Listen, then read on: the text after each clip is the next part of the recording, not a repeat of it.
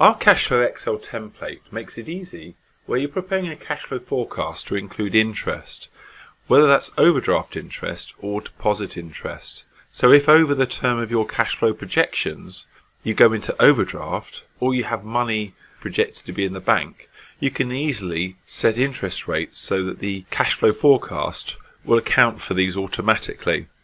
So to demonstrate this, I'm going to first of all put in a large purchase, because at the moment the cash flow forecast is showing a positive cash balance all the way through. So if I just take a look at there, the closing balance running across here is all in the positive territory. So if I was to put any overdraft interest, it wouldn't have any effect. So let me just put in a large purchase. That's going to put in £200,000. It doesn't matter what asset at this point it is. I'll come on to how you deal with fixed assets in another video. So if I now go to my overhead summary, at the moment there's no bank interest showing, and that's because I haven't put an interest rate in here. So let's assume that our interest rate is running at 7%. Put in 7% in there, and now you'll see that I have bank interest coming in here.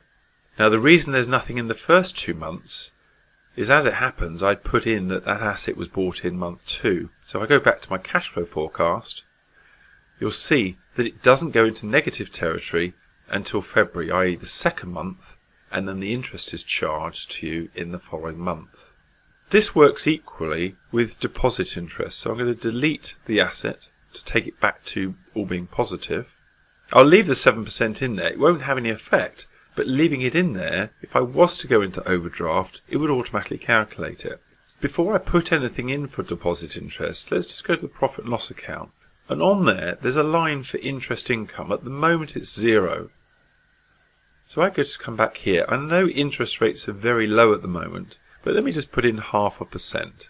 You may not get that, but sorry, that's 5%, 0.005 I should put in. So that's 0.5% of interest.